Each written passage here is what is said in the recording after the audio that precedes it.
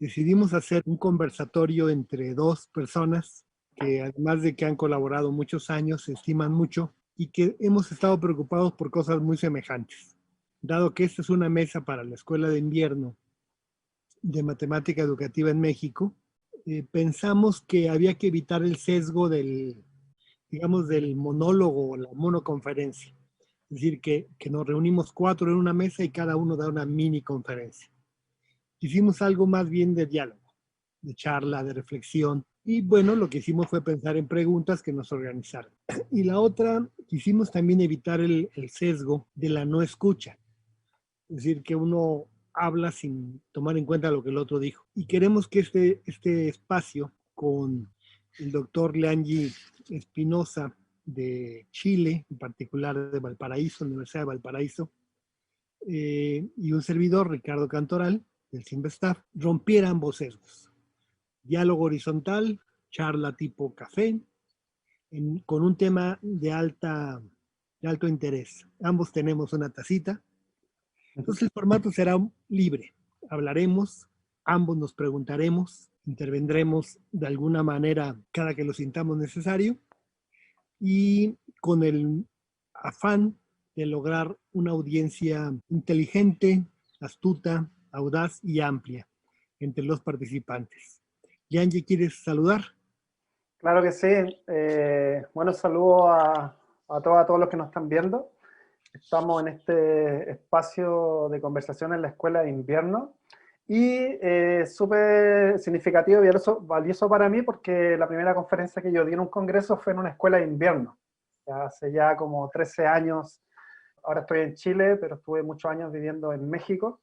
Tengo un amor profundo por este hermoso país, así que feliz de poder compartir acá sobre todo este tema contingente que ha afectado bastante la vida del mundo completo. Y sin duda tenemos muchas cosas que repensar a raíz de todo lo que está ocurriendo desde nuestra disciplina.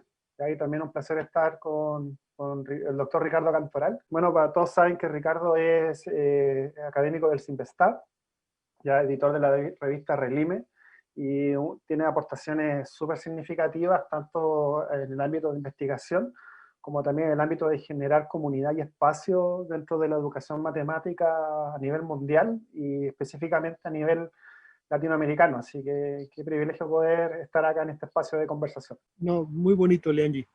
En verdad es mutuo. Bien, compañeras y compañeros participantes en la Escuela de Invierno, nuestro tema fue la pandemia, el COVID y las repercusiones sociales y científicas que esto tiene, tanto desde el punto de vista de la comunicación hasta el punto de vista de la producción del conocimiento. Y me gustaría que tomáramos un primer tema, Yanji, que habla de hasta qué punto la matemática que hemos enseñado en la escuela durante las dos últimas décadas ha sido útil para la población, para que esta población pueda leer matemáticamente el fenómeno de la pandemia y tomar decisiones. Aquí la pregunta tiene tres aristas. Por un lado es la matemática que se enseña, por otro lado un nuevo fenómeno que está modificando nuestras prácticas y códigos de comportamiento, y por otro lo que podríamos llamar, o lo que se llama en la literatura, la alfabetización matemática. Es decir, cómo a nivel de la sociedad tomo decisiones basadas en ciertas formas de razonamiento que la matemática ayuda. ¿Tú qué piensas, Leanji, de esta primera pregunta y que lo dialoguemos un poquito? ¿Hasta dónde en verdad nos ha ayudado esa matemática de los últimos años? Nos hemos estado preguntando un poco eso. O sea, en el fondo viene la pandemia, ¿sí? Y pues sí, como comunidad investigadora tenemos que entrarle a los temas que son contingentes y empezamos a querer saber un poco de qué pasaba con la pandemia, qué pasaba en todo y tratar de formular un problema de investigación en este ámbito. ¿Ya? Ahí está voy a compartir. Ahí están los dos estudiantes que están llevando adelante esta investigación, Juan Casanova y Pablo Concha. Y básicamente las preguntas fueron las siguientes, ¿sí? que apenas empezó la pandemia, empezaron a aparecer multiplicidades de gráficos en todos los medios. Así que era justamente la forma de alcanzar a la población, en prensa, en la televisión, etcétera. Entonces la pregunta es, nosotros hemos formado la ciudadanía durante los últimos 30 años, ya matemáticamente. Entonces la pregunta era la siguiente: ¿cómo ese conocimiento realmente está siendo útil para poder leer esta información que está en los medios? ¿Ya? Información vital, porque tiene que ver justamente con toma de decisiones para salvaguardar la vida, ¿no?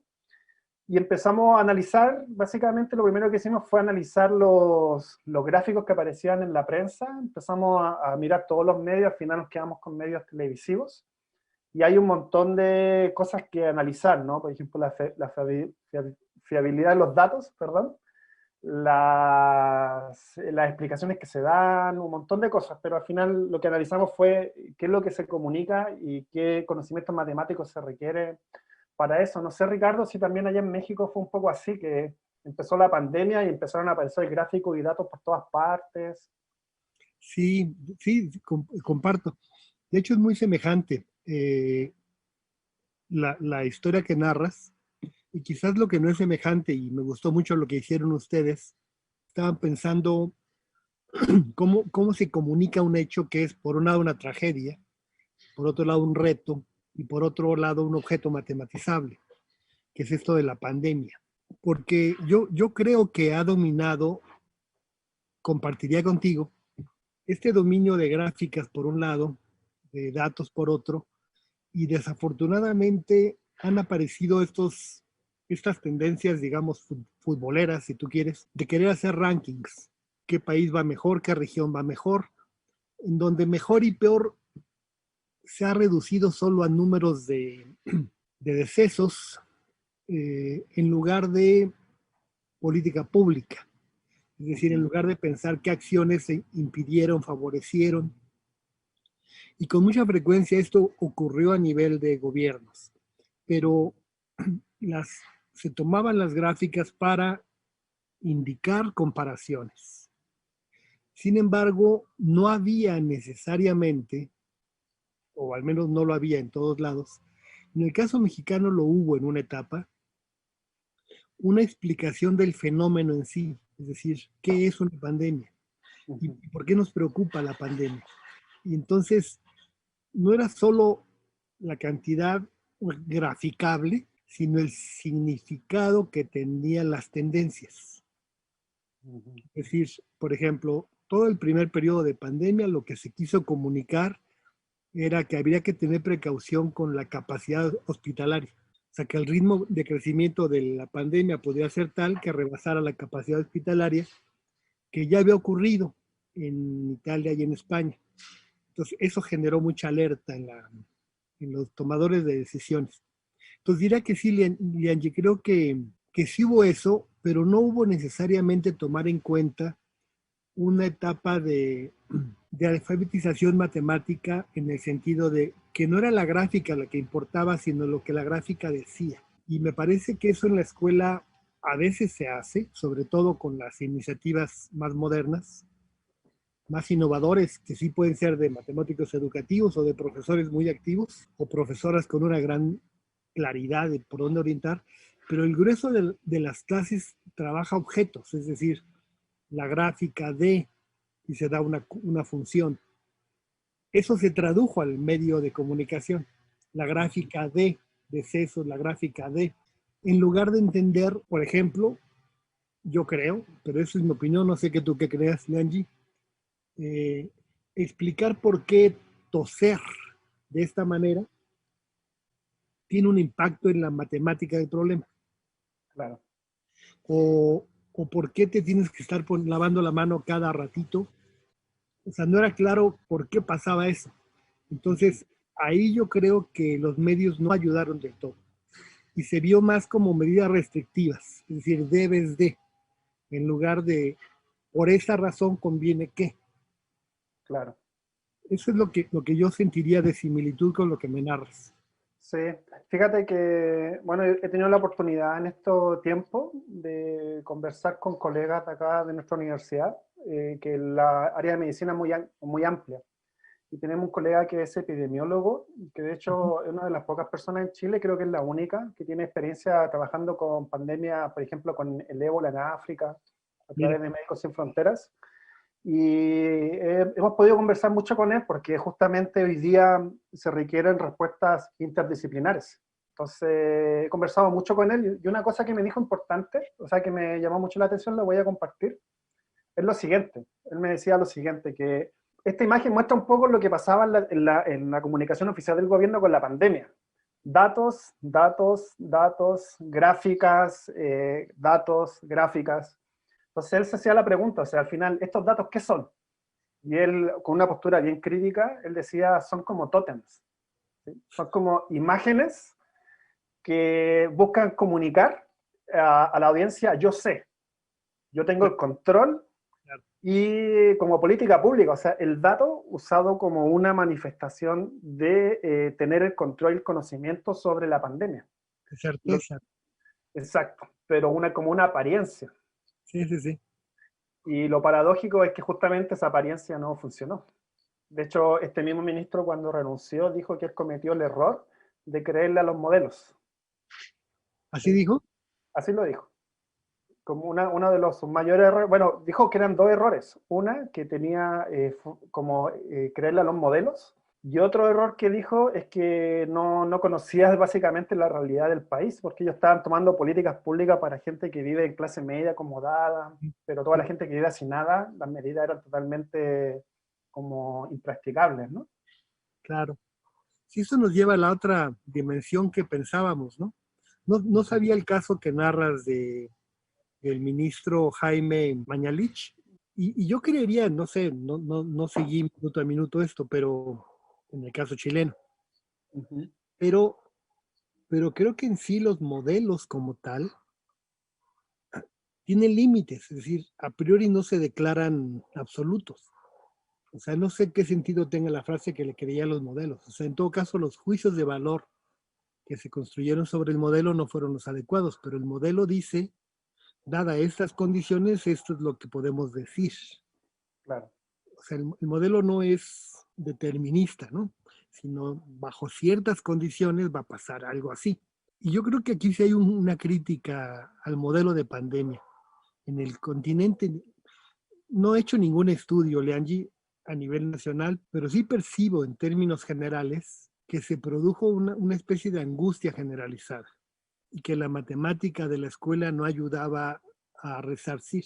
O sea, la matemática de la escuela está demasiado compartimentalizada, demasiado sectorizada por asignaturas, por temáticas, por enfoques, por métodos, de tal manera que cuando lo que tienes frente a ti es una complejidad mayor, la gente dice, bueno, ¿y cuál es la gráfica?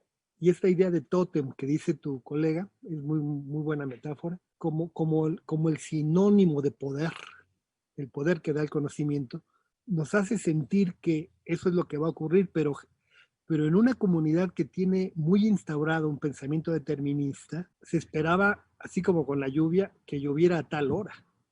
Y eso no iba a ocurrir porque depende en gran medida del comportamiento social. O lo que dijiste del profundo conocimiento de la diversidad de la población, que no necesariamente se tiene, o sea, se hacen cuartiles o deciles. Pero fíjate que me sorprende que en otros países, Alemania por ejemplo, que siguieron un modelo distinto, la población también critica mucho al responsable. O sea, yo creo que más bien lo que se dio es una angustia de que no entiendo bien qué ocurre y alguien debe ser culpable, en lugar de Sí. plantearse un problema del tipo ¿y cómo entiendo lo que está pasando? Y aquí yo creo que, que modalidades de enseñanza mucho más transversales pueden ser más útiles. Por ejemplo, ¿cuál es el efecto de la deforestación en que muchos bichos te lleguen a ti, un ser humano? Pues porque hay sistemas de depredadores naturales que quitaste del camino. Pues te va a llegar más directo cosas. O el agua, hoy tenemos el coronavirus, pero igual podemos tener otras. De hecho, yo creo que la lección mayor es que tendremos muchas más. Exacto. Si no cuidamos más el planeta, si no buscamos equilibrar más con principios de justicia en la población. Y no es un discurso, Leanne, yo creo que lo compartimos, ¿no? ¿Cuál fue tu mirada en ese respecto? Sí, quería mencionar un par de cosas para adentrarnos a eso. Lo primero sobre este tema de la búsqueda de culpables, o sea, yo creo que tiene razón. Siempre que hay fenómenos de crisis existe esta tendencia, pero a pesar de eso yo creo que es importante hacer como un análisis crítico en nuestros países en Latinoamérica respecto a la influencia que tuvo justamente las comunidades científicas, particularmente ligadas con las matemáticas, con la pandemia. Ya más que para decir, no sé, tú fuiste, ¿cómo se dice? Para poder hacer un análisis crítico. Y respecto de eso, esta imagen puede ser un poco ilustrativa. Fíjate que bueno, la Universidad de Chile, que es la universidad que tiene mayor impacto acá en Chile para políticas públicas, publicaron datos a mediados de abril que justamente dice lo siguiente: si los datos son correctos, le estamos empatando con el virus. Entonces ellos, tomando los datos de gobierno, empezaron a hablar de que se le estaba ganando la pandemia. ¿Eso qué significa? Significa de que cuando empezó la pandemia se hicieron medidas restrictivas, cuarentenas, y estas gráficas que ellos hacían estaban mostrando que en realidad ya estábamos venciendo la pandemia.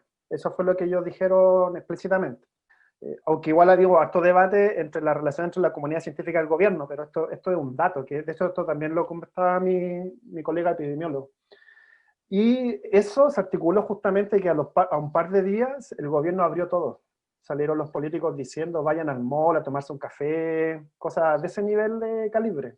Y a las 2 semanas explotó. Explotó la pandemia y los siguientes 2, 3 meses tuvimos como los números, los primeros datos de contagio per cápita, etcétera. Entonces, acá uno tiene que, por ejemplo, la pregunta que se hacía a mi colega es la siguiente, o sea, ¿cómo un discurso científico, ya, de gente que hace modelación matemática profesionalmente, fue como un apoyo para una decisión gubernamental que terminó afectando a la población? Y el debate que él decía era lo siguiente, que el problema de acá era justamente que los datos no eran correctos. Y eso él decía que para la comunidad particularmente médica era muy evidente, pero obviamente para la comunidad científica no. Él como es médico hace investigación, pero también está ahí. Él ve cuando le toman a la gente el examen, él se daba cuenta, por ejemplo, que la cantidad de exámenes estaba creciendo linealmente para un fenómeno que crece exponencialmente. Entonces, que todos esos datos, todos los sesgos que habían, era imposible decir, como tener fiabilidad sobre esos datos, como mostrar que los datos es la realidad. Eso yo creo que es un tema como que es una aportación para la reflexión en la educación matemática, ¿ya? Porque uno se puede preguntar justamente en la escuela, por ejemplo, cuando se muestran datos, en datos y azar, cómo todo lo que está en el currículum que se muestra datos, hasta qué punto se muestra que ese dato tiene una variabilidad en función del muestreo y no es la realidad, sino es una fotografía de una realidad que sirve para tomar decisiones. Mi colega decía, está bien, el dato nunca va a ser exacto, pero yo tengo que mantenerlo homogéneo porque es una fotografía de algo que está pasando. Pero había una concepción en el discurso político, en el discurso público, como que los datos eran la realidad. Como que decía, por ejemplo, tanto contagiado como subía exactamente esa persona contagiada. Entonces ahí, por ejemplo, la pregunta es al currículum, ¿no? Si en el currículum pasa lo mismo. ¿Hasta qué punto la alfabetización estadística, por ejemplo, hasta qué punto se informa a la población, por ejemplo, que si hay un gráfico tiene que haber un intervalo de confianza, ¿no? Y por otro, yo compartiría, de hecho me gusta la explicación que hace. Creo que hay una gran coincidencia en lo que percibimos, pero digamos, si entramos en las causalidades, las narrativas de los médicos en hospital son distintas de las narrativas de los médicos en estudio epidemiológico y son distintas de las narrativas de los modeladores matemáticos, si se quiere, pero claramente son distintas de los políticos que estructuran política pública. Y es distinta que la narrativa de un profesor o de un estudiante. Y yo creo que el primer dato es que el dato mismo es construible. Es decir, no es solo una mirada de la realidad, sino debo construir un dato en función de la porción de realidad que pretendo explicar. A diferencia de, esa es la tabla de valores y de nuevo, o sea, la escuela está muy llena como estereotipos, ¿no? O sea, una tabla de valores. El crecimiento lineal y aparecen 1 kilo cuesta tanto, 2 kilos cuesta tanto, 3 kilos cuesta tanto. Pero si tú vas al mercado real, pues si compras 1,000 kilos ya es mucho más barato que 1,000 por el precio unitario. Bueno, eso que el sentido común de una persona que está en el comercio se lo indica, lo sabe, cuando vas a pintar tampoco es proporcional exactamente. Eh, el sentido común pareciera que amortigua esa carencia educativa, pero cuando el fenómeno es tal que es mundial como la pandemia, no basta. Es decir, no amortigua la realidad. Cada vez es peor y no entiendes y eso produce angustia. Y como el mensaje sectorizó necesariamente a la población, adulto mayor, adulto con estas comorbilidades, produjo un miedo muy grande. Es decir, no te acerques a, no salgas con, no vayas a ningún lado. Y eso produce escenarios de una precaución que en algunos países fue, en el caso mexicano, no limitabas el tránsito, sino limitabas el motivo del tránsito. O sea, cerrabas establecimientos, cerrabas universidades. Entonces, yo creería que sí, el dato es construible en función de esta realidad, pero una vez que tienes el dato, ¿cómo usas o procesas el dato? Y es ahí donde no puedes todo reducirlo a si murió o no. Un médico, por ejemplo, me narra, este hospital tiene un piso que solamente es de COVID y los demás no tienen COVID. Bueno, ¿qué quiere decir que no tienen COVID? Que el paciente que llegue no tiene muestras de COVID. Pero es el mismo edificio, Leange. Entonces, vas a usar la misma escalera para subir y bajar, el mismo elevador para subir y bajar. Entonces, el contagio lo aumentas. Bueno, la probabilidad del contagio la aumentas. Entonces, aunque no lo pueden explicar del todo, mucha gente dice, yo no quiero ir a un hospital. ¿Por qué? Pues porque oye que en el hospital se murió, porque oye, o sea, lo que quiero pues decir es que cuando el problema en verdad es complejo, como este, es claro que la sectorización curricular no ayudó, no ayuda, la sectorización profesional tampoco, sino más importaría transversalidad. Pero por otra, no sé qué opines tú, pero, o sea, si solo estudiáramos cosas tan complejas, pues a lo mejor tampoco podríamos estudiar mucho. Entonces tienes que combinar, ¿no? Entre cosas que son básicas y cosas que son más complejas. Pero lo que sí es claro es que deja ver también una profunda desigualdad social que ahí estaba, no es efecto de la pandemia y que ahora la vemos con más nitidez. Tú lo narraste en tu primera intervención, pero Sí. pues, es evidente en nuestros países más que en otros. Sí, y yo creo que eso va aplicado un poco hacia la educación. Por ejemplo, como, no sé, yo creo cosas que deberíamos hacer como comunidad de matemática educativa, por ejemplo. Cómo generar diseños didácticos para analizar justamente la distancia de lo que existe en un dato a una realidad, por ejemplo. Cómo generar alfabetización científica en ese sentido para justamente lo que siempre se dice, ¿no? Incluso en los currículos chilenos está explícito, para leer los medios y develar posible, no sé, como falseamiento de la información, cómo estos elementos son tan fundamentales, pero tienen que cada día ser más parte de nuestros diseños. Incluso algunas preguntas, un diseño habitual se puede agregar preguntas de análisis crítico hacia justamente el uso de la matemática en sí mismo, por ejemplo, los conceptos mismos, por ejemplo, la idea de datos respecto a un fenómeno. Y yo ahora se abrieron mis ojos, por ejemplo, con el tema de la pesca. En Chile hay un problema bien fuerte. Tenemos mucha costa, entonces con el tema de los peces en el mar, por decirlo así, hay carencia. Y todas las decisiones gubernamentales se están tomando en función de modelos. O sea, ahora antes decía, uno asumía como que el modelo estaba correcto, ahora uno dice, a ver, ¿cuál fue el dato?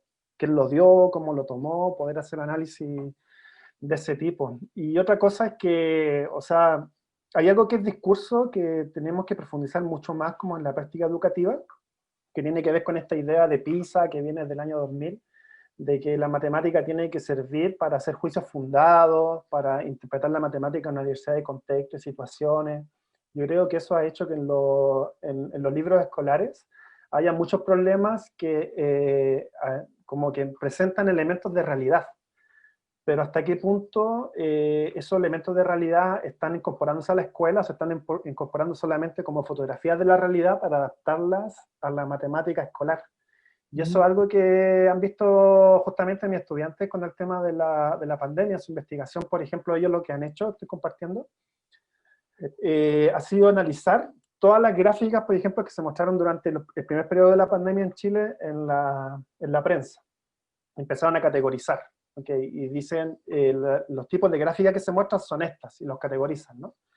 Y después de eso lo que hacen justamente es hacer una confrontación entre qué diferencia hay en este tipo de gráficos con los tipos de gráficos escolares. Y se dan cuenta de esto, ¿sí? Que ambos, por ejemplo, tratan del exponencial, pero justamente el conocimiento escolar opera con lógicas totalmente distintas como vive en este contexto, que es el contexto de la pandemia en los medios. Los significados son distintos, las representaciones son distintas, la funcionalidad del conocimiento es diferente.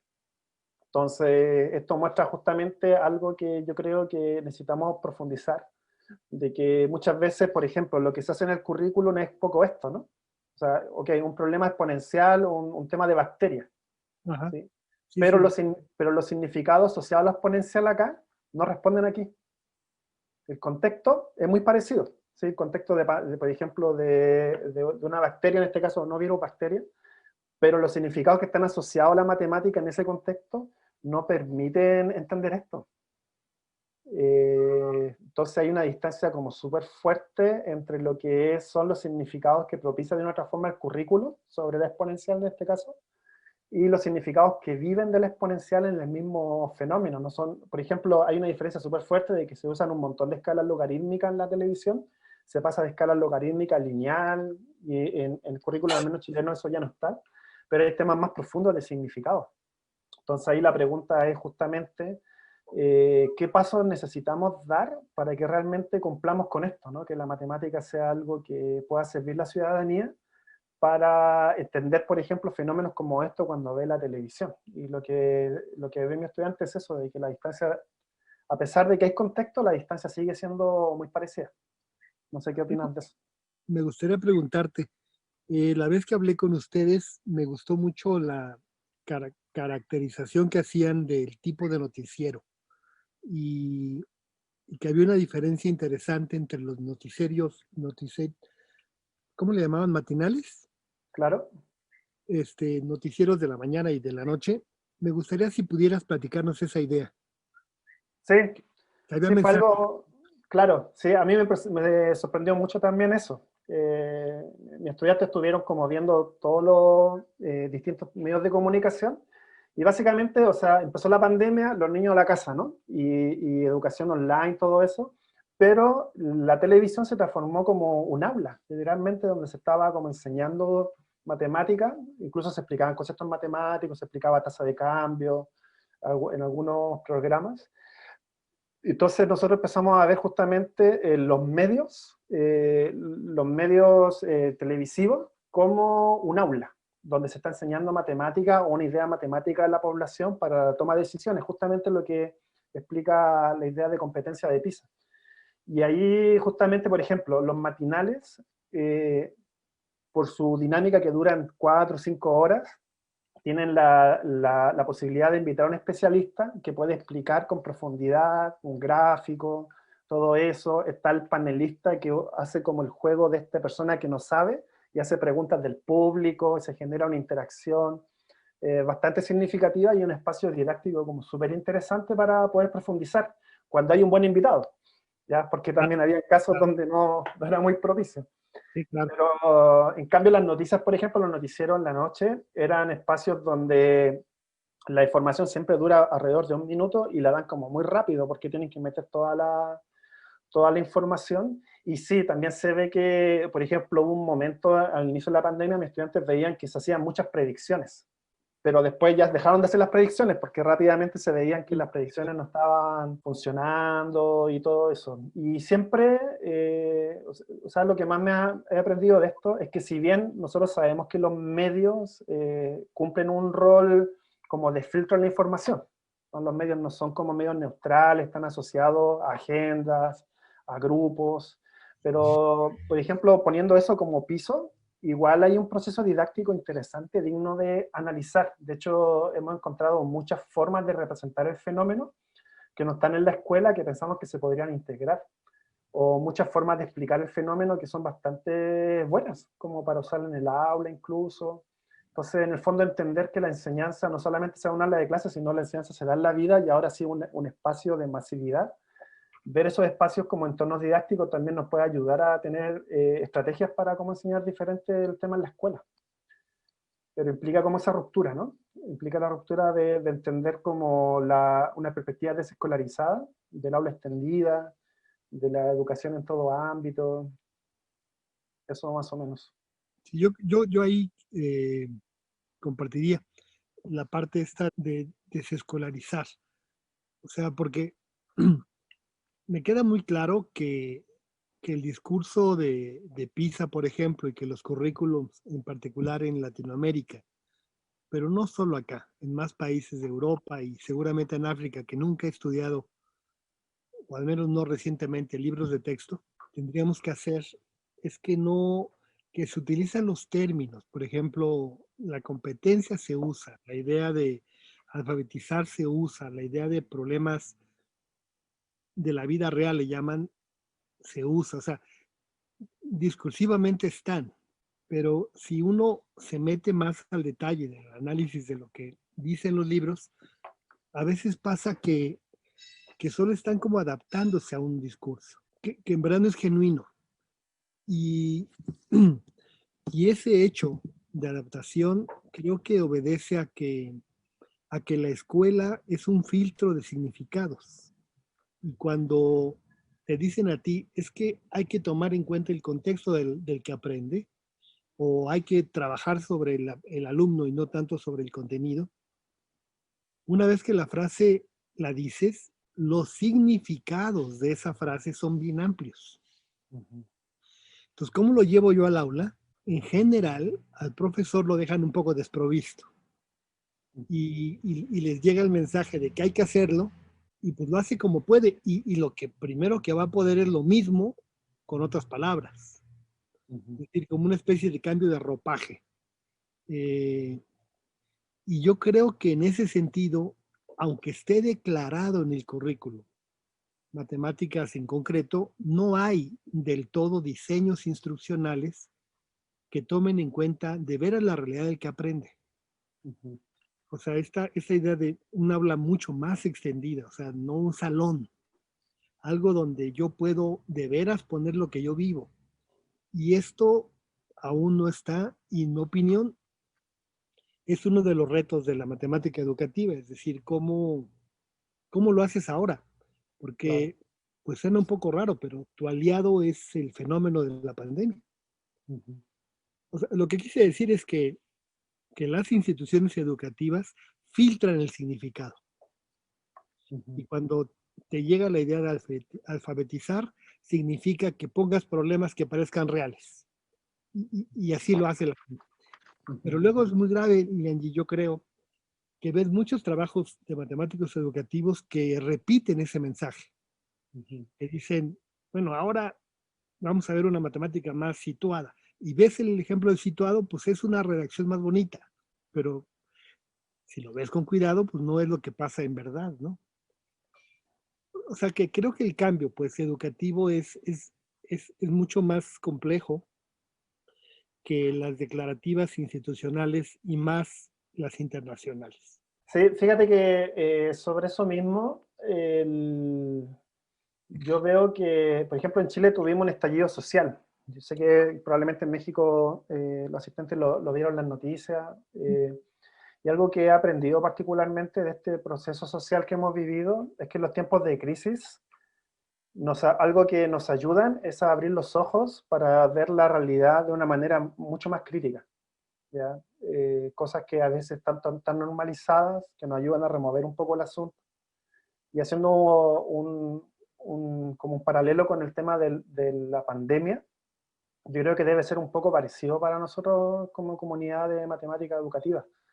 Tiene que remecernos profundamente y Yo, tiene que hacernos ver a nivel como de nuestros países hasta qué punto existen grados de desalfabetización dentro de lo que vivimos. Y un ejemplo de eso es una imagen que voy a proyectar, que también pasó dentro de la pandemia, ya dentro de las cosas que pasan en Chile, que una candidata, de hecho, que ahora está como candidata para presidente de la República, como estaba la priorización curricular, es decir, en el colegio se tenían que sacar contenidos por el tema de la educación a distancia, ella dijo en un matinal que para qué enseñar logaritmos, ¿ya? De hecho, ella en un momento, no sé por qué, hizo clase de matemáticas, y ella dijo textualmente, en matinal abierto, estamos hablando de una persona que fue candidata a la presidencia, tuve que enseñar una cantidad de estupideces porque a los señores que hacían los currículos se le ocurrió que había que enseñar logaritmos. ¿Sí? Esa frase. La palabra estúpido en Chile no es tan fuerte como en México, así que para ya. que sepan que no fue así como algo tan fuerte. Pero esto al principio obviamente generó reacciones, así como no sabe, logaritmos, etcétera, pero haciendo una lectura más profunda, se tiene de que las personas que han salido de los mejores colegios, entre comillas, por decirlo así, a nivel socioeconómico, que han tenido la mejor formación, no saben para qué sirve un logaritmo en medio de una pandemia. Entonces, yo creo que el nivel de desalfabetización científica que existe en nuestra población es grande. Y eso tiene que movernos realmente profundamente a nosotros desde la matemática educativa, que tenemos que repensar un poco nuestras prácticas. ¿Sí? Porque si bien todos nosotros acá hacemos cosas distintas, cosas innovadoras, quizás también hay cosas que tenemos que hacer diferentes. Creo que es tiempo para interpelarnos, ¿no? Yo también creería en eso. De hecho, yo le llamo a esta parte, como quedó escrito y lo viste, que es un cambio a nivel civilizatorio. Es decir, más allá que contenidos, prácticas, es algo a nivel de un cambio en la civilización humana. Y por lo tanto será más compleja, no sé si más lenta, pero sí más compleja. Me gusta tu metáfora de cuando se están viviendo cambios profundos en algún sentido, cómo eso agudiza nuestra percepción o sea, crítica claramente, pero nuestra percepción de que en verdad hay que cambiar más allá que la apariencia. Y yo he seguido el caso chileno, bueno, un poco por el cariño que les tengo, pero también porque me interesa el fenómeno como tal. Eh, y me acuerdo ahorita en el caso mexicano, el secretario de Educación al principio insistía mucho en decir cuándo se iba a terminar y cuándo volvían a clases. O sea, él sentía como su obligación, bueno, así lo leo yo, decir el lunes volvemos, o el marzo volvemos, en agosto volvemos. Y al día siguiente o a los 2 días cambiaba de opinión. Claramente no cambiaba, le decían, no digas eso, o sea, no hemos decidido.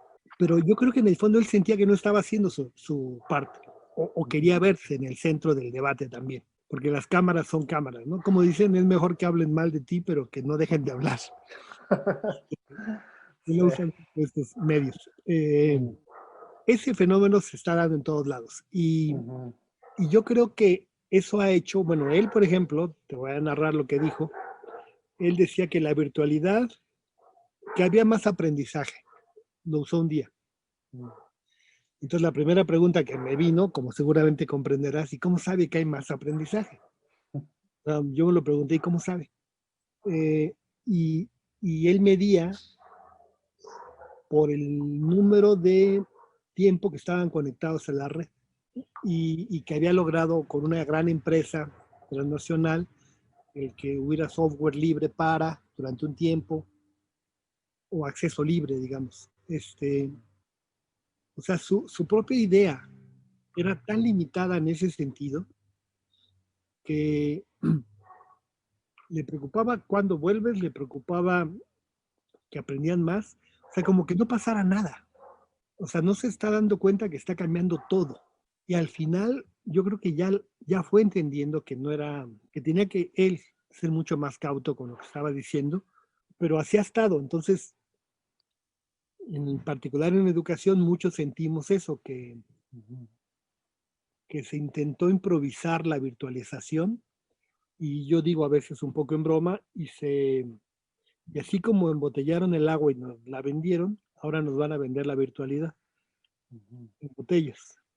Entonces, habría que pensar qué hace un matemático educativo ahí. Eh, Pasivos no deberíamos ser, ¿no? Eh, entonces, quise cerrar con el caso mexicano para contrastarlo con lo que me decías de esta profesora chilena que quiso luego ser candidata a la presidencia. Ujú. ¿Cuántas estupideces? Pues sí, todos hemos hecho eso. ¿Cuántas estupideces no hemos hecho? Ujú. Sí. Es, en este contexto, ¿tú cómo lo has vivido?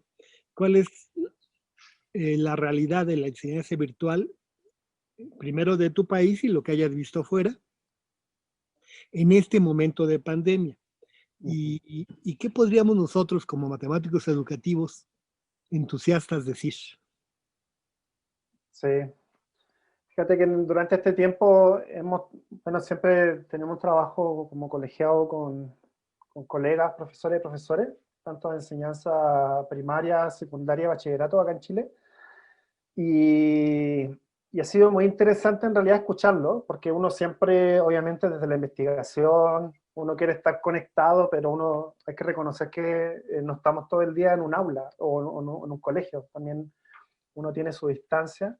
Yo me he dado, como que uno tiene como ciertas percepciones, por ejemplo, no sé, de cómo analizar el tema de la virtualidad. Entonces uno surge con preguntas, cómo operan los software, etcétera. Pero teniendo como diálogo con estos colegas, ellos hacían énfasis en otros datos, ¿ya? Que es como la realidad. Y la realidad es que, por ejemplo, al principio de la pandemia, muchos estudiantes no tenían dónde conectarse, la dificultad, por ejemplo, de atender a estudiantes que no, literalmente no se conectaban, ¿sí? Y yo veo ahí dos cosas. Una, que justamente las brechas de desigualdad que existen en educación, cuando viene la pandemia, como que se estrechan más. La diferencia de tener una pieza con un computador con internet a vivir, no sé, con tres, cuatro hermanos y empezarse un proceso educativo así, como que la brecha se estira mucho más, por un lado. Y eso es la realidad de la educación virtual. Entonces, si pensamos, por ejemplo, no sé, preguntas de investigación con el tema virtual, hay que pensarlo dentro de esa realidad para hacer cosas pertinentes para nuestros contextos educativos, porque si bien es una realidad no de toda la población, si es, al menos en Chile, por ejemplo, y sé que en otros países también, es más de la mitad. Entonces, ¿cómo enfrentamos preguntas y innovaciones, aportaciones a ese contexto real? Es como una pregunta primera, ¿no? Y la segunda cosa que he aprendido dialogando con estos colegas es que impresionante la capacidad de adaptabilidad que han tenido. Por ejemplo, no sé, hay profesores que empezaron a hacer clases por WhatsApp y cambia toda la dinámica, porque es una dinámica distinta, por ejemplo, la dinámica de Zoom a la dinámica de WhatsApp y cómo empezaron a generar en muchos colegios, por ejemplo, proyectos interdisciplinares, que fue lo que hicieron los colegas con los que conocemos, empezaron a combinar matemáticas con otras disciplinas, empezaron a hacer como proyectos con otros colegas y interactuando por diversos medios. Varios otros se hicieron youtubers, ya de hecho ya tienen sus canales y todo, y se hicieron youtubers porque no podían hacer clases en Zoom. Claro. Entonces, hacían la clase de YouTube, la colgaban y después tenían en chat. Entonces, hay una dinámica en este contexto de segregación, de interacción que es distinta, que también es interesante poder como explorarla, perdón.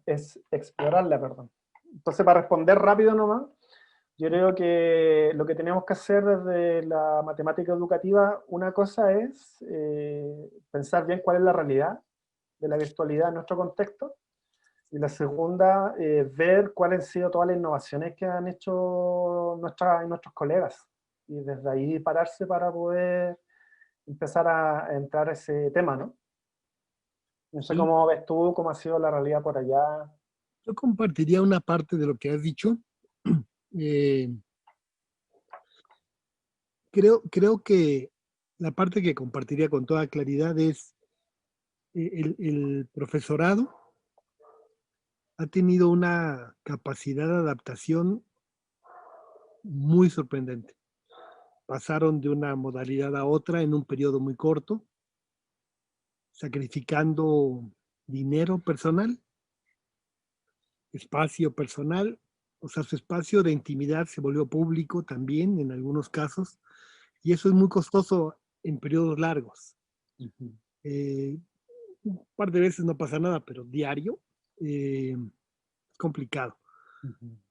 Eh, entonces yo creo que sí es de resaltar, es decir, yo diría que están en el primer frente de batalla los médicos de primer contacto y los profesores, que son los dos sectores de la población que están de inmediato en contacto con la gente, eh, ya sea por salud o ya sea por educación.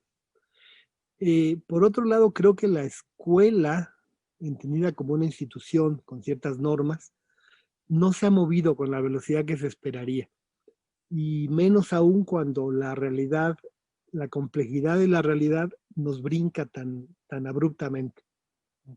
Lo que narras. A veces uno piensa que es un problema de nuestros países con este síndrome de minusvalía que nos caracteriza, pero no, hay un problema igual de distribución de equipo en España, en Bélgica, en Francia, en Alemania, en Estados Unidos. O sea, no todo el mundo tiene. Y si lo tiene, no es para esto. O sea, familias que dicen, no, eso es para la televisión. No vas a ver aquí tu programa de la clase. O más de un hermano, en fin, una serie de características que hacen difícil el asunto. Pero eso lo puedo entender como, creo yo, como la emergencia, lo rápido. Eh, entonces, ¿qué va a pasar? Pues la gente va a rentar más línea, la gente va a pagar más dinero para tener aparatos, la gente va... Pero al final, ves lo que ven y son los mismos diseños de siempre. Ujú. Entonces uno dice, bueno, pues a lo mejor si no los vieran, tampoco pasaría mucho. Ujú. Eh, no hay en general retos innovadores que se podrían hacer ahorita, en donde, por ejemplo, en primaria, la participación de los responsables de los niños, padres, abuelos, quien sean, pueden jugar un papel que no se ha pensado qué papel jueguen.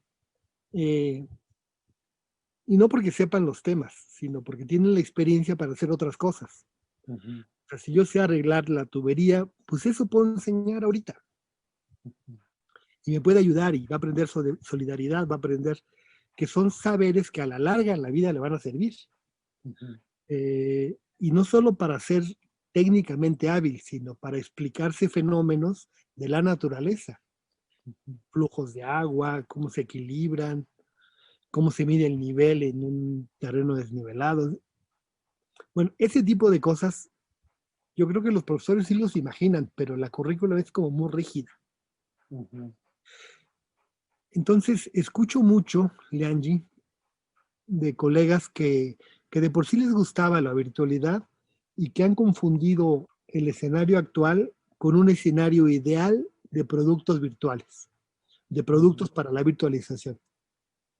O sea, ahora puedes usar este software, ahora puedes usar esta plataforma, ahora puedes usar este medio de comunicación.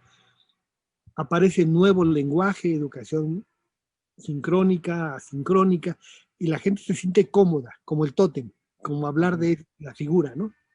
Este, y lo que veo es que mis colegas más cercanos que están dando clase, eh, el tiempo no les alcanza. Ujú. Puede ser un poco la inexperiencia, otro tanto que el escenario exige de otro tipo de preparación, y me parece que la investigación que como matemáticos educativos hemos hecho no permite, no les ayuda mucho. Ujú. O sea, porque tenemos por un lado los fanáticos de la venta del nuevo producto, así sea este gratuito, o los defensores a usanza de la tradición y no mover nada. Y en ese mundo no se han generado racionalidades que digan, ¿cómo, por ejemplo, yo puedo desarrollar un pensamiento estocástico a partir de actividades del tipo? No, noto a los colegas más diciendo, como explicando que entendieron bien una teoría. Eso siento. Y a veces me sorprenden. Pero no son todos. Esos quizás los más jóvenes, los más inexpertos. Eso es lo que yo veo. Es interesante muchas cosas que dices. Y respecto al tema de la investigación, Ricardo, que también ha sido un reto en este tiempo, ¿no? Porque ya no hay, o sea, yo creo que toda la gente que hace investigación ha vivido todo un dilema, porque no hay tanto acceso quizás a, por ejemplo, a la realidad. No sé, en nuestra universidad, por ejemplo, todas las tesis y todos los proyectos de investigación han tenido que modificarse porque tenían pensado, por un lado, una investigación como experimental en aula, que obviamente ya no se puede, y otra porque la realidad a la cual se está estudiando está cambiando. ¿Tú cómo ves ese tema? ¿Cuáles son los retos que crees que la pandemia, todo este contexto nos está planteando como a los investigadores y al ámbito de la publicación también? Sí, pensémosla en junto, los dos, Ujú. intercambiemos así en corto. Yo creo que hay varios momentos. Tú ya en tu sola pregunta haces un desglose. Por ejemplo, si mi trabajo era experimental y dependía de aula y ya estaba en esa etapa, ¿qué hago? Pues muchos han migrado o sea, lo que parece ser que la gente busca son datos y la forma usual era ir al aula y tomar información para Ujú. volverlo un dato. O sea, interpretable y terminar yendo hacia más allá que los datos, pues, o sea, Ujú. pero muchos les tocó en el Inter, ¿eh? O sea, estaban ya y ya no pueden. Ellos han mudado a pequeños grupos, mucho más, aunque sea estadístico, muestras mucho más pequeñas y a cosas por internet, entrevistas, lo cual sesga mucho el estudio porque no le has pensado tanto al diseño de las preguntas, entonces terminan siendo preguntas muy orientadoras, Ujú. pero eso ya lo apuntaste bien. Eh, yo más bien pensaría como en la agenda y por un lado está todo aquello que viene de las dificultades materiales, Ujú. que yo creo que, pero la otra es que todo el mundo que está asociado a la producción del conocimiento, incluido su publicación, se está transformando. Es decir, los tiempos de revisión de un artículo, de publicación de un artículo, de las revistas que pueden publicarlo, el acceso que tengas a esto, está cambiando. Es decir, Relime, por ejemplo, Leanche, nos están Ujú. llegando artículos que se hicieron antes. Todavía no llegan los que se están haciendo con la pandemia. Ujú. Y yo más bien creo que en la pandemia va a llegar mucho más especulación. Ujú. Especulación no en un sentido negativo, sino reflexiva. Ujú. Este, ¿Qué hubiera sido si? Y eso pues dificulta lo que es la densidad de información, ¿no? O sea, tú lo sabes bien, como que no todo el mundo piensa bien los datos que procesa. Claro. Más bien tiene métodos para procesarlos. Ujú. Y si no, pues vean, o sea, la gran mayoría de la gente tiene dificultades para concluir un artículo, para concluir una tesis. Y eso que ya tienen todos los datos. Entonces yo creo que el reto mayor es que,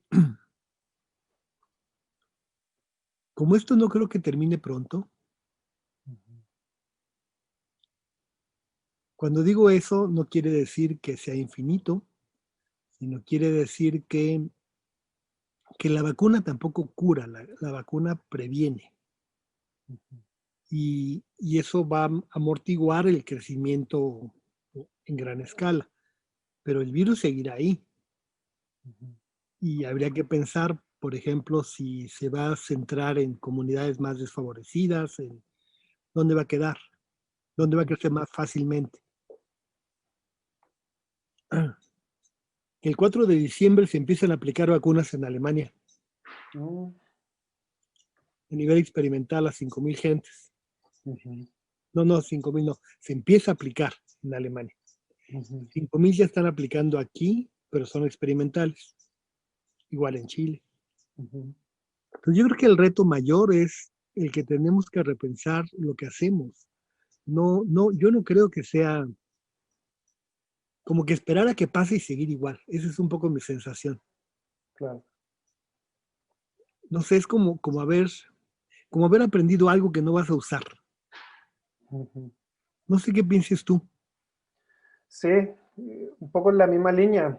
De hecho, por ejemplo, uno de los motivos por los cuales estos estudiantes que he comentado hicieron una investigación documental tenía que ver con eso, porque por un lado había una imposibilidad de tener datos reales, ¿no? Porque como ellos se gradúan como profesores, es importante el tema de interacción directa con el aula. Pero por otro lado también surgieron muchos datos que antes no habían. O sea, todo esto que estaba pasando como con la pandemia. Entonces, eso llevó a formular la investigación como ellos la hicieron. Entonces, justamente el escenario cambia y la pregunta es, ¿qué medios adaptativos podemos hacer para superar esos cambios? Pero también qué cosas la crisis nos permite ahondar para poder hacer cosas nuevas o preguntas distintas, porque en el fondo yo creo que, como lo dijiste hace rato, eh, muchos organismos educativos están buscando a que todo vuelva a ser como era antes, pero el mundo está cambiando. Entonces eso también se puede preguntarse a la investigación. Podemos estar pensando en seguir el patrón de lo que estamos haciendo, pero eso lo podemos hacer solamente si este patrón es coherente con este nuevo escenario, porque la investigación estudia una realidad y la realidad está cambiando. Entonces creo que es importante hacerse esa pregunta hasta qué punto lo que estamos haciendo es pertinente con esta nueva realidad, ya sea a nivel teórico, a nivel metodológico, y quizás también a nivel de preguntas para las nuevas investigaciones, ¿no? O sea, cómo vamos a enfrentar estos retos desde la investigación, un escenario que está cambiando tanto. Y siempre en ese sentido pensando como a largo plazo, porque sin duda esta realidad, si bien la pandemia esperemos que pase en un tiempo mediano plazo, va a afectar al largo plazo también. Entonces, ¿cómo hacemos una investigación más que para los problemas de hoy, que mañana ya quedaron en el ayer? Pensar problemas para lo que viene como hacia adelante. Yo creo que ahí están como unos desafíos importantes. Ahora, naturalmente, también esto implica tensiones para todos los que hacemos investigación, porque por la pandemia, nosotros igual estamos dentro de la pandemia, también tenemos preocupación, también tenemos diversas ocupaciones, también nuestra cotidianidad también se ha afectado, pero tenemos que saber optimizar, justamente como cuando hay menos tiempo hay que optimizar en lo más importante. Entonces, conviene yo creo hacerse esas preguntas y hacer quizás espacios de trabajo colaborativo para también compartir experiencias. Porque sí puede ser un espacio de oportunidad, pero también a veces es difícil saber cómo hacerlo, ¿no? Entonces, eso puede ser algo también constructivo quizás. Una pregunta, Lenji. En el curso de tu reflexión última dijiste que aparecían nuevos datos. Ayúdanos a entender a qué te estás refiriendo. Sí, por ejemplo, hace un año uno veía las noticias en Chile y eran las noticias normales, ¿no? Aparecía un gráfico de vez en cuando, por decirlo así, o explicaciones. Pero desde que empezó la pandemia están los videos con horas y horas y horas de gente explicando gráficas. Y gente que está creando también, porque justamente los medios van modernizando a lo largo de la pandemia su forma de difundir la información, buscando una mejora, una mayor sistematicidad. Entonces ahí hay un montón de datos que aparecieron que antes no estaban y que pueden tener información valiosa para hacerse las preguntas de fondo que tenemos que realizar en este tiempo, ¿no? Ese es un ejemplo, pero deben haber otros que quizás no alcanzo a vislumbrar. Uh-huh. Por ejemplo, en esa misma lógica, el otro día en un seminario en Simvestav, con mis estudiantes, les puse el video de, digamos, el doctor López-Gatell, que es el responsable de la estrategia, epidemiólogo él, médico epidemiólogo. Y se asesora de equipos técnicos en diferentes áreas. Uh-huh. Bueno, al revés, hay equipos técnicos y él es un poco vocero también. ¿Es él, verdad? ¿Cómo? ¿Es él? Es él, Hugo López-Gatell. Uh-huh. Es un cuate hábil para explicar y es muy respetuoso, entonces eso ayuda mucho en el diálogo. Uh-huh. Pero bueno, yo me quedaba pensando, cuando los oigo, ¿qué entendería alguien que no sepa un tema de los que él habla, ¿no? Por ejemplo, esa gráfica. Uh-huh. Esa idea de acumular en las barras 3 tipos de informaciones o 2 tipos de informaciones. En este caso son 3 o 4. Leer eso es más complicado que leer una gráfica de una función de una variable. Uh-huh. Eso es como tener varias gráficas sobre. Eso como tal no se enseña en la currícula universal. Y es el medio más útil que ellos usan. Y les propuse que lo escucháramos. Yo llevaba un extracto de una grabación sin verlo. Y lo oímos todos. Un colega que estudia conmigo está trabajando con el problema de las comunidades ciegas o débiles visuales. Entonces decía, ¿qué pueden imaginar ese que oye? Porque López-Gatell aludía mucho a crece, decrece, cuesta. O sea, sus manos estaban dándole a la gráfica una dinámica. Entonces, si yo no veo eso, porque siempre aparece acá el lenguaje de señas, lenguaje mexicano de señas. Como es sistema, lenguaje de señas mexicano. Claro. Y así cada país tiene el propio, ¿no? Porque no es lo mismo decir pancita que decir guatita, entonces todo eso tienen que decir. Se pasa lo mismo ahí. Sí, pues sí. Uh-huh. Bueno, y no se entendía. Uh-huh. O sea, no podías entender sin ver. Uh-huh. Entonces, nos venía la pregunta de cómo leer. Y la otra, que si yo estudio un tema de cálculo o de ecuaciones diferenciales, que son las que se usan para modelar en cualquiera de sus variantes escolarmente los modelos de este estilo, el modelo SID, el modelo CEIR, son los modelos básicos. En ninguno tomo en cuenta el hecho de que la voluntad de la persona juega un papel en la ecuación. Uh-huh. Si de plano me siento bien deprimido, bien aburrido y me quiero salir, aunque yo conozca toda la teoría, afecto a la gráfica, pero yo no soy consciente cómo lo afecto. O sea, esta pregunta de qué le hago yo a la gráfica, no qué le hizo el que falleció, uh-huh, sino qué le hago yo a la gráfica, te lleva a cosas como ecuaciones, así se llaman, ecuaciones diferenciales, en donde los coeficientes son probabilidades. Uh-huh. Bueno, esas combinaciones no suelen ser enseñadas salvo que tú estés especializándote. Uh-huh. Pero hoy día podrían ser para mucha gente. O sea, el hacer ver que una decisión de una población en un sentido o en otro modifica la gráfica en ese sentido o en otro. Uh-huh. En lugar de pensar solamente qué le hace el parámetro a la curva. Uh-huh. Y esto me hace ver que la realidad no es que esté o no esté, sino la realidad se construye, ¿no? Entonces, es mi acción sobre el medio lo que también define la realidad. Uh-huh.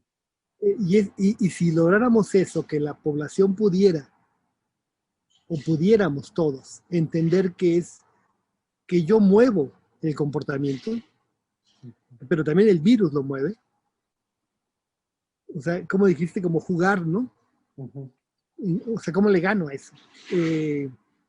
Yo creo que lograríamos mucho si dejaríamos de verla como muerta, como contenidos fijos, para estar pensando más como exploraciones. Y esos son currículums más amplios, más abiertos. Ahora, sí creo que habría que tomar muchos datos, Lean, y ahorita. Qué bueno que ustedes lo estén tomando, porque van a ser materia prima para dar una racionalidad a todo este fenómeno, Ujú. a mediano plazo o largo plazo. O sea, yo creo eso, que en verdad los matemáticos educativos tenemos un reto y ahorita tenemos que ser como taxónomos, tenemos que guardar muy bien la información que se va a empezar a procesar cada vez con Ujú. más fuerza. Y algunas cosas no van a sobrevivir. Eh, Procesos de producción me refiero. Y otras sí.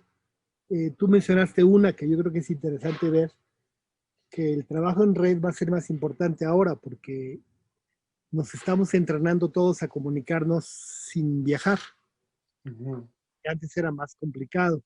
Se hacía, pero era menos usual. Es más, se veía mal si Ujú. uno no iba, sonaba así un poco pedante, ¿cómo no quiere venir o qué? Entonces la gente terminaba, o sea, yendo, pero ahora pues eso cambió también. Entonces yo creo que el patrón de publicación, el patrón de investigación, el patrón de formación están en dinámicas de cambio. Ujú. Pero no podemos saber ahora hacia dónde van si no lo sabremos al tiempo. Y qué temáticas se van a introducir al aula y qué temáticas el aula extendida me da. Son como dos vías. Porque a veces siento que lo que tú metes al aula se mimetiza un algoritmo. Ujú. Muy rápido se vuelve un algoritmo. Porque si no, no caben 50 minutos, si no, no caben. Y esos son retos. O sea, Ujú. lo que tienes que decir es, dura más de 50 minutos, ya no ocupo. Porque hay toda una teoría, ¿no? Que te cansas después de ese tiempo o tu clase dura eso. Pero bueno, en verdad, esta mesa la he disfrutado mucho, Leanji. Yo también. Fue una especie de café a la distancia. Ya casi me lo acabo. Y si te lo acabas y Danilo, que está colaborando con nosotros, también tomó su cafecito. Sí. Entonces, creo que resultó muy bueno para la escuela de invierno. Sobre todo este fue un espacio de reflexión que pretende ser inteligente sobre cosas que están vivas y por lo tanto no se puede hablar de ellas como artículos, como Ujú. están en procesos. O sea, estamos viendo el tren Ujú. y es momento de aprender a ver las cosas que se mueven. Y en estos momentos las vestiduras de metal que a veces nos ponemos para entender el mundo, pues tienes que quitártelas. Ujú. Y por lo mismo, creo que habríamos de estar muy atentos a lo que está pasando. Y yo creo que la escuela de invierno, los más jóvenes, los más grandes, pues podrían sacar provecho si tomaran como lección. Lo primero es que estamos aprendiendo a vivir en el cambio, Ujú. pero un cambio muy rápido. Entonces la pregunta es, ¿y cómo se investiga ahí? ¿Cómo se enseña ahí? ¿Cómo se critica ahí? O sea, todo lo que has estado haciendo no lo vas a poder seguir haciendo igual. Sí, y también pensar en la fuerza de las redes, tanto entre comunidad de investigación, porque pues, cada quien ha estado haciendo sus cosas, y yo creo que ahí cuando hay tiempo, cuando los cambios son tan acelerados, requieren como respuestas como más colegiadas. Y también con la y los colegas, ¿no? Porque yo creo que nunca había habido un cambio tan abrupto sobre el sistema educativo como lo ha habido ahora. Entonces, sin duda también hay mucho de qué aprender, de qué escuchar, y creo que sobre todo en tiempos de cambio hay que ponernos en una actitud más fuerte de escucha hacia los colegas que están en aula, digamos, toda la semana en clase, en los colegios. Están pasando cosas fuertes, pero también están pasando cosas que ellos están haciendo interesantes y es importante poder escucharlas. Yo creo que Sí, Al menos claro. a mí me ha abierto mucho los ojos, o sea, me he dado cuenta que estos cambios han hecho suceder muchas cosas y uno puede aprender mucho eso también. Los tiempos de cambio son tiempos para problematizar las cosas, para cuestionarnos profundamente y también para la escucha, para el diálogo, para la colectividad y para, a pesar del cansancio y las situaciones que tenemos, también poder seguir sirviendo, ¿no? Con lo que hacemos. Sí, sí, sí, compartiría. O sea, hay mucho que se está generando que hay que saber, que hay que saber escuchar y saber incorporar. Ujú. Es decir, no, no todo está viniendo en este momento de artículos o de... No, está viniendo de prácticas. Claro, Pues bueno, sí. doctor Espinosa, un placer como siempre, una charla tan amena. eh, y pues nos despedimos. Tú también despídete. Sí, un abrazo a todos los colegas que nos están viendo. Y eso, o sea, no son tiempos fáciles, pero estamos juntos en esto. Así que un abrazo grande a todos y sigamos adelante. Sí, muchas gracias. Y yo también creo que la humanidad ha salido de muchas tragedias muy grandes y vamos a salir de esta, pero hay que Ujú, hacer que salgamos con mucho más aprendizaje. ujú. Un abrazo a la distancia, Leanji. Saludos de mí. Un abrazo Ricardo, un placer conversar contigo y un saludo a todos los que nos están viendo. Chao, nos vemos pronto en diciembre Chao. en San Luis Potosí. Sí.